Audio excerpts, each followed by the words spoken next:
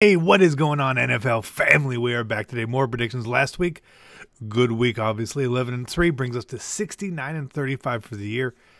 Not disappointed.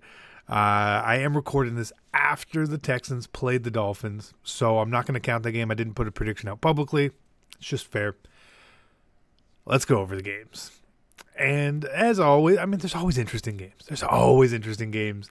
But we start with the Eagles at the Jags. This game is in London, which means it's a total crapshoot. Both these teams are disappointing. They really, really have disappointed me and probably everyone in the league. This was a potential Super Bowl matchup, and right now they're both just hoping to make the playoffs, which is crazy. Like, that's crazy. And here, to me, this game's such a coin flip. But because Bortles was playing so bad, I'm going to take the Eagles. I got to take the quarterback, right? Broncos at Chiefs. Last time they played, this game was a lot closer than people thought. And now it's an Arrowhead. Mahomes. It's Mahomes and the Chiefs. Browns at Steelers. Again, another divisional matchup. They went into overtime week 1. This game's not going to be nearly as close. It's the Steelers. Redskins at the Giants. Divisional game, always very important. I like the home team in divisional games. Now, I don't think the Giants are very good necessarily, and I don't really trust the Redskins too much. But the Giants, they're shutting it down. So I'll take the Redskins on the road. The Giants have given up. Seahawks at Lions. Again, this is a really tricky game. Detroit has been up and down. They've lost to the bad teams. They've beat the good teams. Is Seattle a good team or a bad team? I don't know. Does anyone know? I just don't know. So because of that, I'm going to take the Lions at home. Seattle's traveling across the country. I like that a little bit better. Bucks at Bengals. The Bucks aren't bad. I don't think the Bengals are as good as the record has shown. But I like the Bengals at home here. It feels like a safe pick. But I don't know. The Bucks could win this game very easily. Jets at Bears again.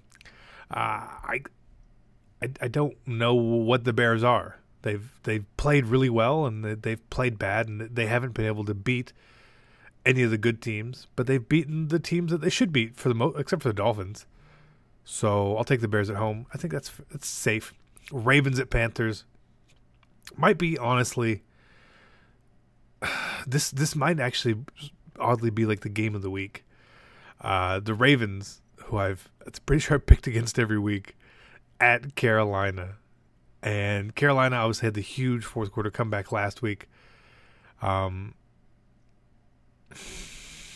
It's tough. I feel like Baltimore's defense can really neutralize Cam. They're going to play really smart. Like really, really smart. But I also feel that the Ravens have thrived so far when playing the lesser experienced quarterbacks. And Cam is an MVP. Cam's been to the Super Bowl.